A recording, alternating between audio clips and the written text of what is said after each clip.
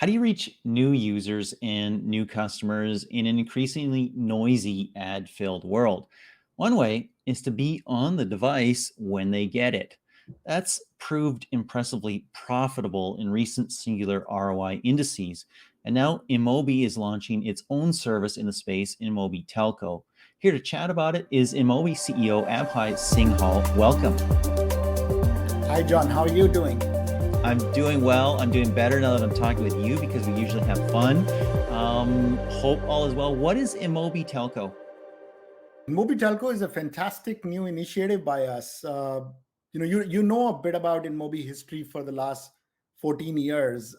We've always had this love and passion for doing things on mobile and mobile devices for a long period of time. And InMobi Telco just pushes the agenda a little bit further on it. Our core thesis is that um, as users, the phone that you're using can be so much more better.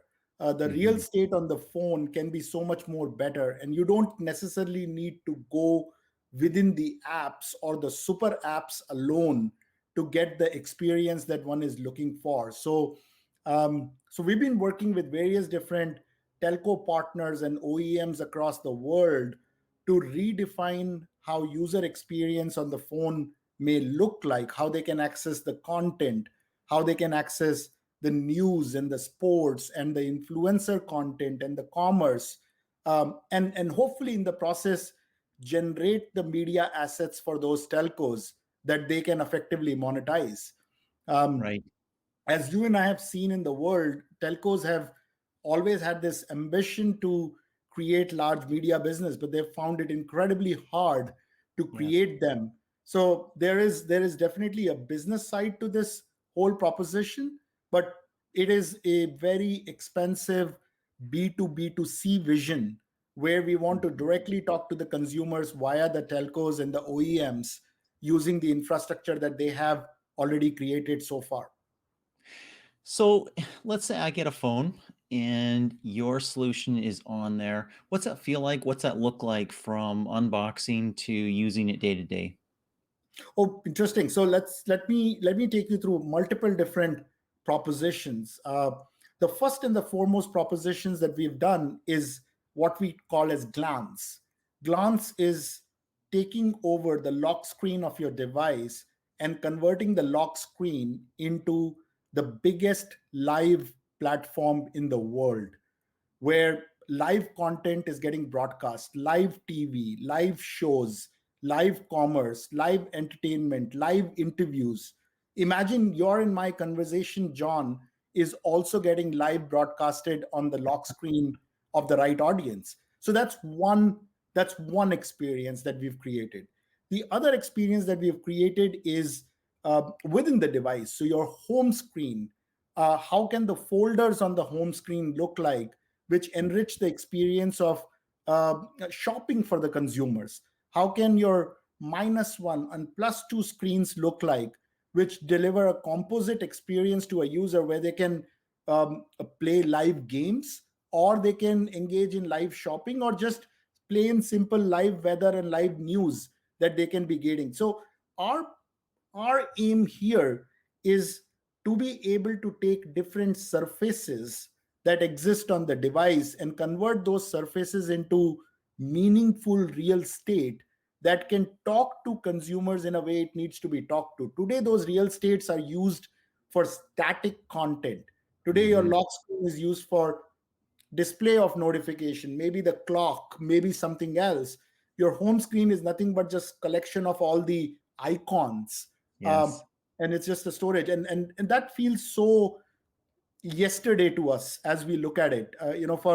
For the users of today, we can totally reimagine how those surfaces can look like, which are extremely futuristic in nature. Super interesting. Now, you're not just starting this from scratch. You have existing customers, correct?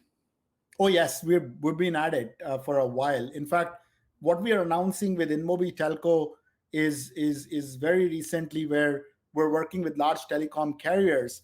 But with Glance, we've been doing that for almost 3 years now out of Mhm. Asia. where we work Mhm. with Samsung and Xiaomi and many other partners to deliver this enriched lock screen experience in the Asian market. So, talk about the target audience. Obviously, for whoever gets a phone in their hand, I'm assuming you'll adapt the experience to be personalized through some sort of onboarding to what they are interested in, what's local, that sort of thing. Talk about that a little bit. And also, in terms of telcos, you talked about, hey, they've always wanted to be more than dumb pipes. And now there's no pipes, of course, it's all over the air, but they want to be part of the transaction. Talk about who you're looking for customers there as well. So there are over 800 telcos in the world, and each one, if you talk to today, has an ambition of becoming a large media company. Um, they they don't know how to do that. There's one side of the telcos that is struggling to meet the need of new infrastructure, 5G Mhm, adoption, and things mhm, of that nature. And then there is a part of telco that is saying that we need to own the value added services pipe more and more because this adds to the bottom line. So for mhm, us, the target audience here is literally every telecom carrier in the mhm, world that has user base and that has invested billions and billions and billions of dollars in the infrastructure to create that business. mm. And we understand different markets. We've done work with various different telcos, Dish here, TrackPhone, Etisalat. I mean, there are a bunch of these different customers that we are working on, and hopefully in the future. So that's I think the aim here is Mhm, to how do you give uh, what we call as the service in a box to the carriers where they are being they're being literally leveraging the power of their infrastructure, but the consumer experience is being shared and cared by somebody else. And mind mhm. you, one of the other big changes that is there, I mean, these telecom carriers and handset manufacturers have been preloading the apps for a while. Like Yes. that's been their business for all the time. um, or they've been running these white label services, integrated weather apps and news apps into the stuff. We're actually not talking about that. We're talking about a real hardcore branded experience to the consumer where the brand stands for a certain value, so Mhm, that when the mhm. telcos are actually delivering this service to their consumer, they can feel proud that this service is actually going to stand for what that brand stands for. And that's what we're bringing to the table. So we don't want to be hidden downloads in the background. We don't want to be uh, a preloaded white labeled app that gets initiated in some composite experience. We want to actually be front and center in taking the experience over in a manner where it adds value to the consumer. Wow, is that almost a telco specific version of Android? Is it that deep or is it more surface level? It is at a surface level at the moment, although the integrations go deep with Mhm, Android mhm, and different stock versions of Android as they come along. There's an opportunity there to go even further deeper mhm. out there, because as you remember, I think we're not the first company that ever launched the lock screen. No. It was happening all the time, but you the biggest difference that you'll find is we're not an app. You can't Mhm, download us from the app store. We're not taking over any of the services within the Android as a mhm, user. We're actually going stock into the device itself right at the time where it is getting built in the factory. uh, mhm, and mhm. that's where we're integrated into the stock capabilities of the device. So to a user, the experience does not look like the one that has been slapped on Yes. over the top. It's one of the most beautiful experience, and maybe I can share with you and with the users some of the experiences that are out there that will be just mind blowing to see how they look like.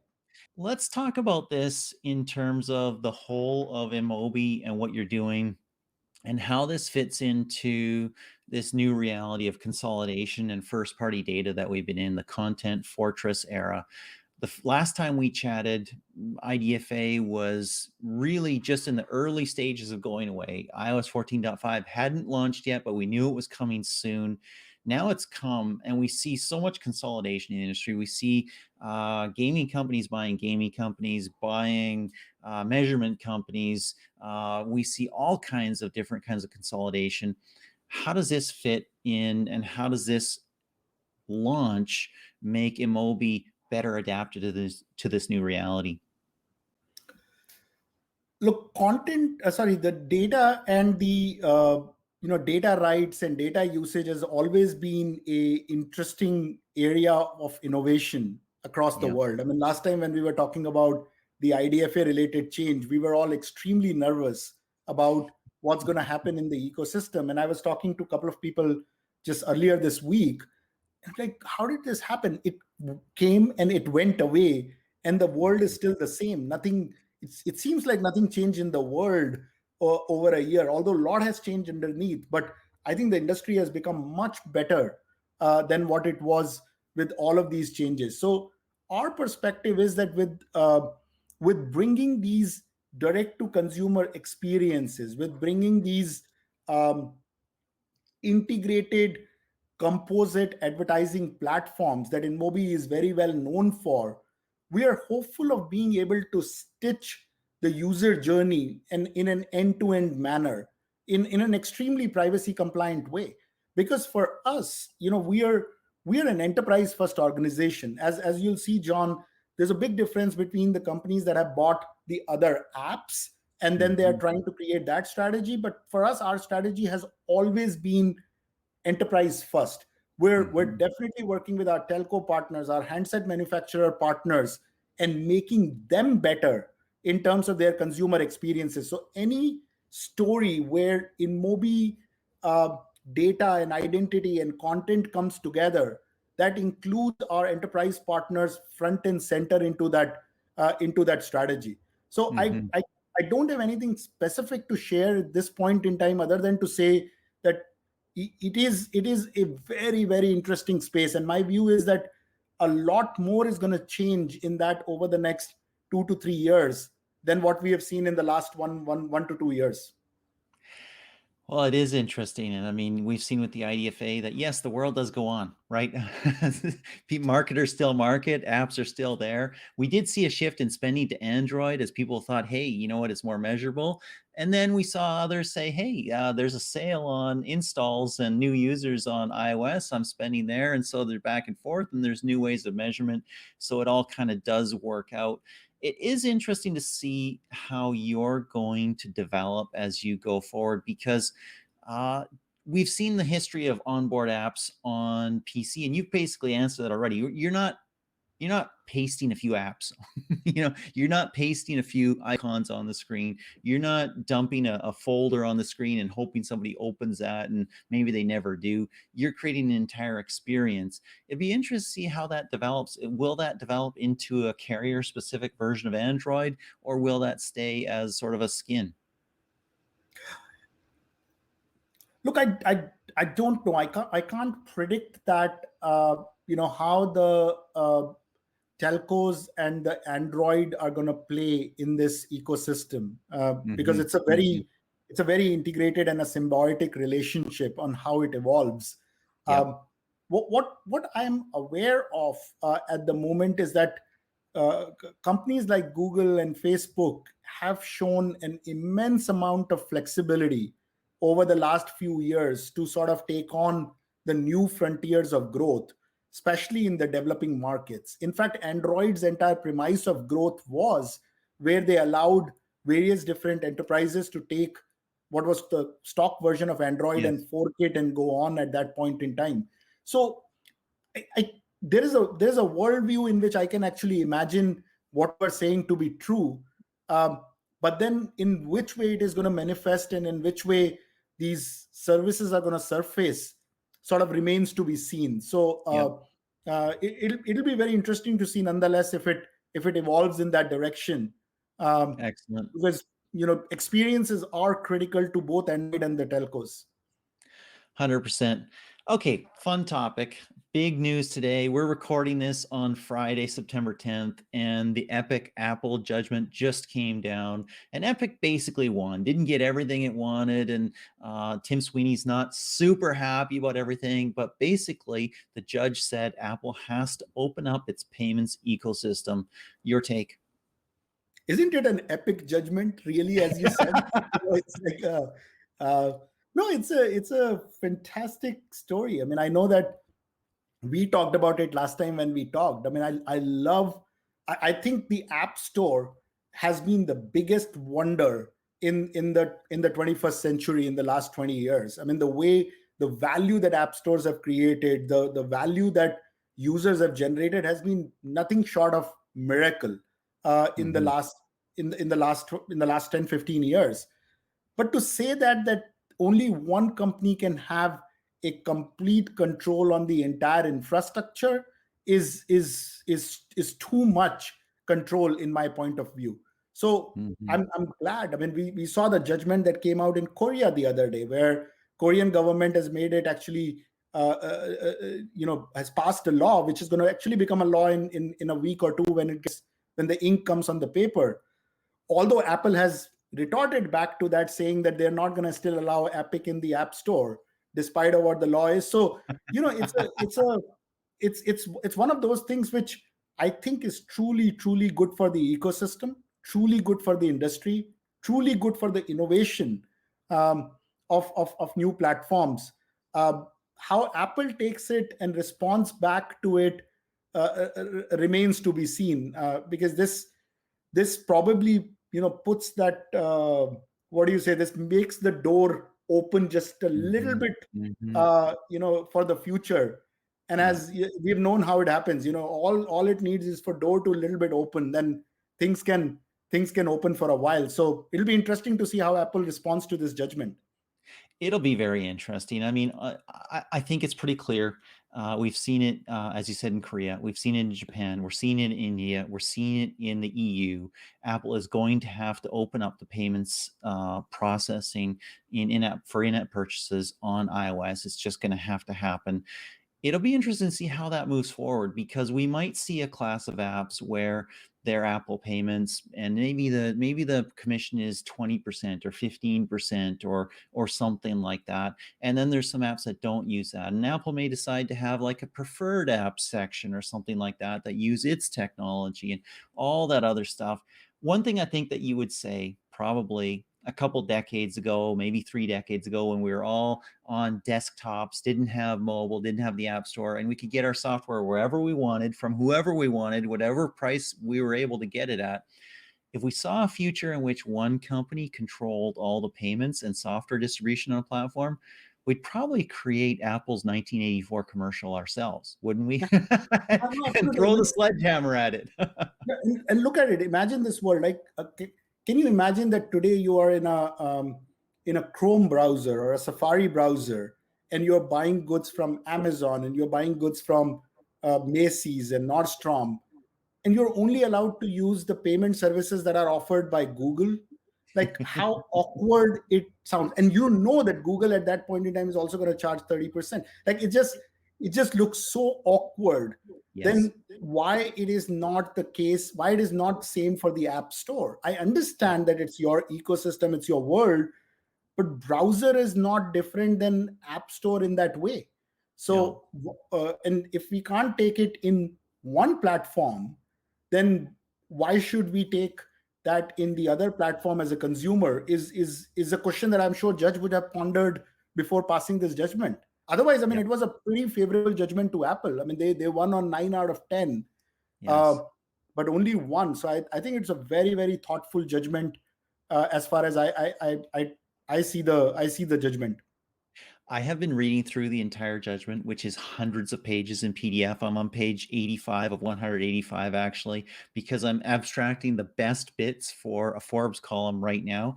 And that judge is a superhero. She went in detail and looked at the arguments for and against various. It's amazing. It's incredible.